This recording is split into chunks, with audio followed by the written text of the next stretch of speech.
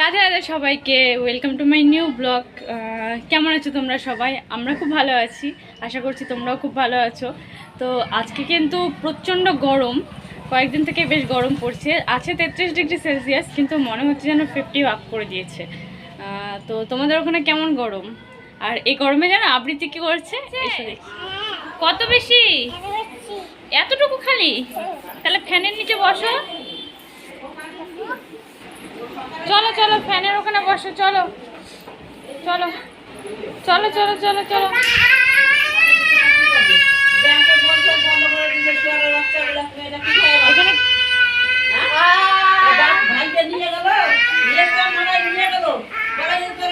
আসতে একটু দূরের থেকে, হ্যাঁ বসে বসে হাওয়া খাও। এখানে প্রচন্ড গরম, তাই সবাই মিলে বসে পড়েছে হাওয়া খেতে।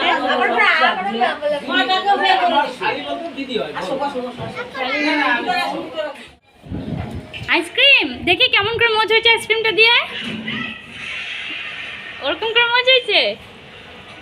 একটু দিবা, একটুখানি দিবা। অপ্প দাও দেখি, জিপটা অরেঞ্জ অরেঞ্জ হয়েছে কিনা। অরেঞ্জ অরেঞ্জ হয়ে গেছে তো, একটু আমাকে দাও না।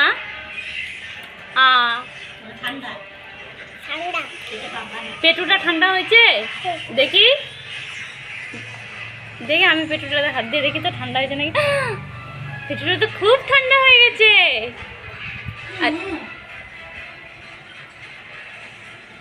এই তো দাও অপো, প্লিজ প্লিজ।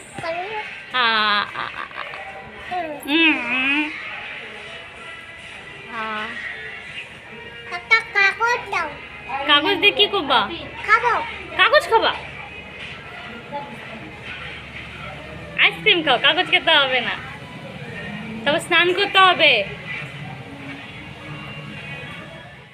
এদিকে আমার ভাই একটা বস্তু হয়ে মাথার মধ্যে বালতি চাপে ঘামছে।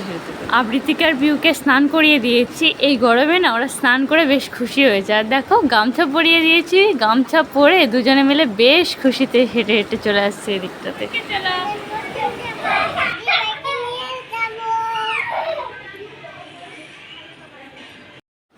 এত গরমে না কিছুই খেতে ভালো লাগছে না, তাই আজকে সিম্পল ডাল, আলু সেদ্ধ আর পাশে একটা লেবু নিয়ে নিয়েছি।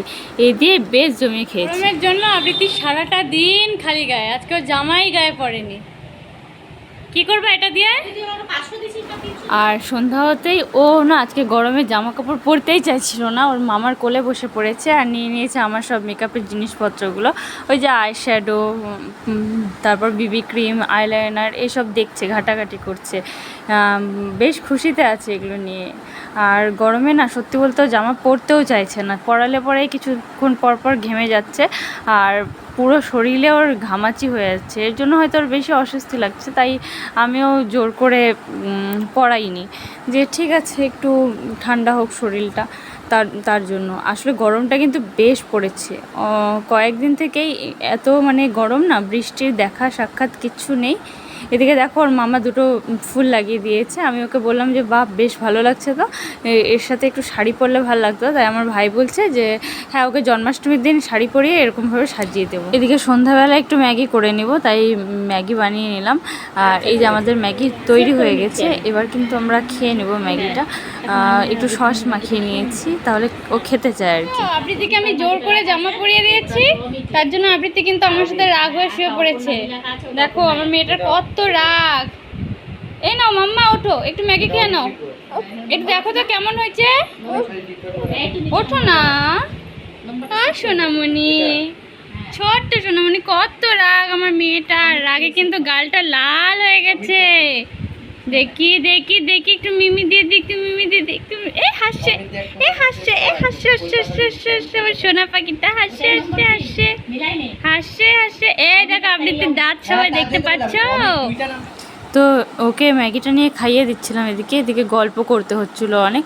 আর প্রথমবার ম্যাগিটা মুখে দিতে এই যে ওর গায়ে একটু পড়েছে, সেটা নিয়েই মানে বিরক্ত হয়ে যাচ্ছে যে ওর গায়ে পড়ে গিয়েছে। তারপর বললাম ঠিক আছে তুলে ফেলে দে। আপনারা কয়টার সময় আমি মামি করেই বললো আবার কেমন হয়েছে ম্যাগিটা? কেমন হয়েছে? সেই টেস্টি। দেখি, ফেলে দাও জোরে, একটু জোরে। তারপর তারপর I love you, I love you too আমার বেবি। তুমি কোথায় বসছো? তোমরা সবাই দেখে নাও আবৃত্তি কোথায় বসছে। আবৃত্তি একা একা নামতে পারবে না এখন। ব্লগটা এখানেই শেষ করছি, টাটা, দেখা হবে পরে ব্লগে।